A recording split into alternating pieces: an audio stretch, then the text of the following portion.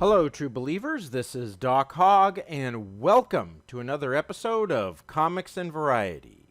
If you like this channel, please do subscribe, hit the notification bell to be notified when I post new videos, and for the sake of YouTube's search algorithm, please do hit the like button.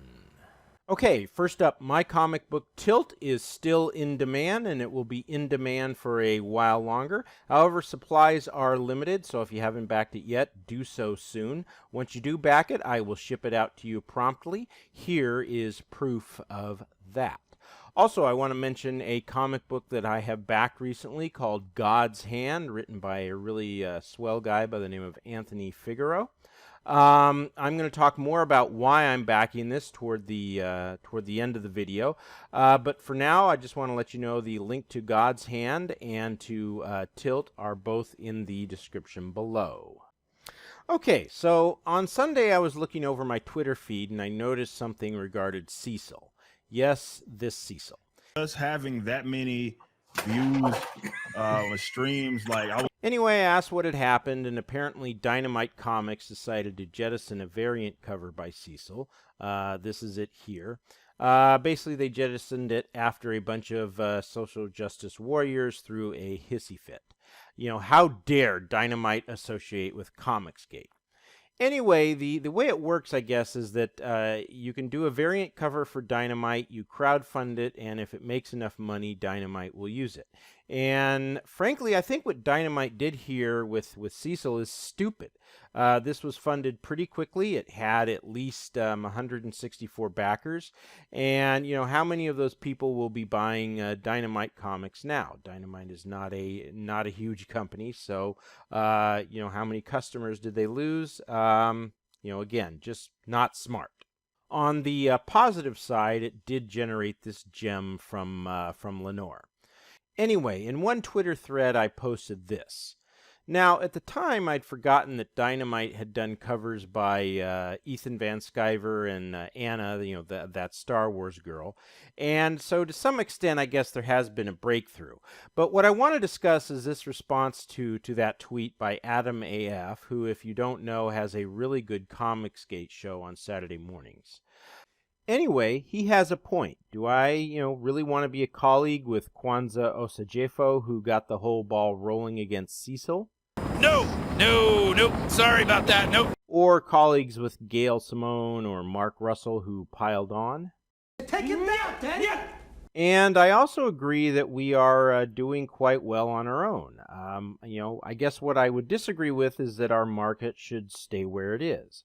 I'd like to see some Comicsgate projects get picked up by some of the more established companies not named Marvel or DC.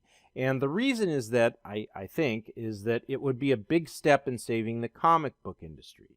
You know, I along with Jeremy Lott, review comics regularly on Tuesdays, and we've seen a lot of good stuff in recent months, you know, among independent comics. Stories that are told better than a lot of what you pick up in comic book stores. And that includes Marvel and DC. I think there are only a few mainstream writers that are consistently doing stuff that is better than Comicsgate. You know, Brian Michael Bendis, Josh Williamson, maybe Scott Schneider. Anyway, once something in Comicsgate gets picked up and makes a comic book company a lot of money, then more and more Comicsgate creators will be hired by these companies, and that makes even more money, and eventually, you know, Marvel and DC are going to have a hard time ignoring that. You know, maybe some new management comes in to Marvel and DC, and then they start picking up Comicsgate creators to write stories for them, and that's when we start getting a lot of good stories again in Spider-Man, Iron Man, Captain America, you know, etc. Now, maybe Adam AF doesn't want that. Maybe he and others are so disgusted with the mainstream industry that they want to see it wither away. And there is a lot to be disgusted about. Or maybe the thinking is that, you know, it would amount to being co-opted by SJWs, or, you know, we're leaving behind our independence that we've got in Comicsgate and it's selling out. And hey, I'm sympathetic to that line of thinking. I have some stories that I want to tell in the coming years that I can't imagine working other than as Comicsgate, as crowdfunded projects. But, and I'll just finish with this, I'd like to see the comic book industry return to what it was, say even 10 or 15 years ago, when good storytelling still mattered. I'd like to see a revival, and I'd like to see a bunch of the SJWs kicked to the curb. So I guess Adam and I are just going to have to agree to disagree on that point. Okay, without further ado, let's take a look at the video for God's Hand, and after viewing that, I think you'll know why I'm backing. At nightfall, a string of murders in New Orleans has been uncovered. These aren't your typical acts of violence. The victims bear an unknown supernatural mark.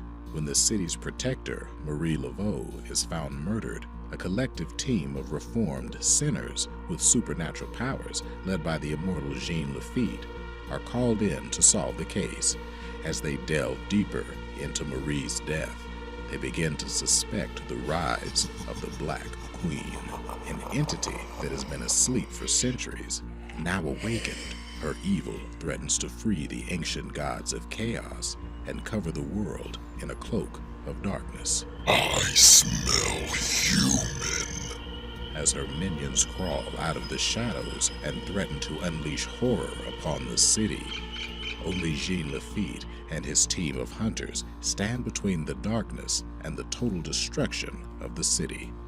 All help now rests in a team simply known as God's Hand. Alrighty, the links to God's Hand and Tilt are in the description below. That's all for now. Until next time, have a very nice day. I smell